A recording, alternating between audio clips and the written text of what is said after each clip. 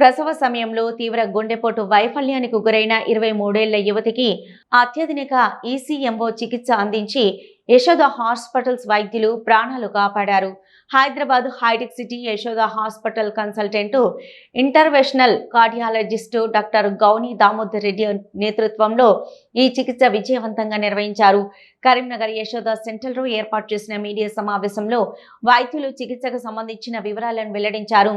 Cardiology, critical care, vascular surgery, ప్రసూతి, స్త్రీ రోగ, నెఫ్రాలజీ నిపుణుల సమన్వయంతో చికిత్స అందించి తల్లి బిడ్డలిద్దరినీ ఆరోగ్యంగా డిశ్చార్జ్ చేసినట్లు తెలిపారు.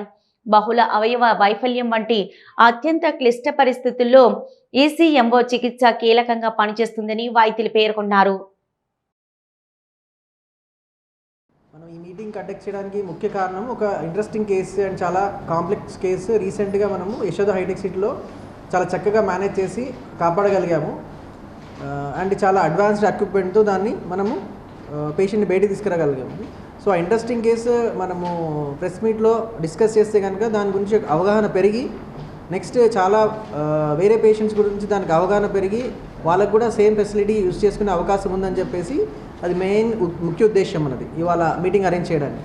ఓకే, సో కేసు పరంగా మనం మాట్లాడుకుంటే ఒక 23 ఏళ్ల యువతి అండి.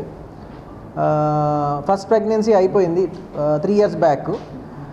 ఫస్ట్ ప్రెగ్నెన్సీ వాజ్ అన్ఈవెంట్ఫుల్, అంటే ఫస్ట్ ప్రెగ్నెన్సీ చాలా మంచిగా జరిగింది.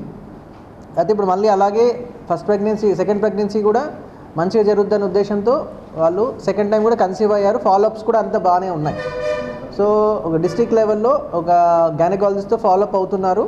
అండ్ ఈసారి కూడా అన్ని పరీక్షలు, గుండె పరీక్షలు, బ్లడ్ రిపోర్ట్స్ అన్నీ చక్కగా ఉన్నాయి. సో డెలివరీ మంచిగా అవుద్దని ఉద్దేశంతో వాళ్ళు అడ్మిట్ అయ్యారు.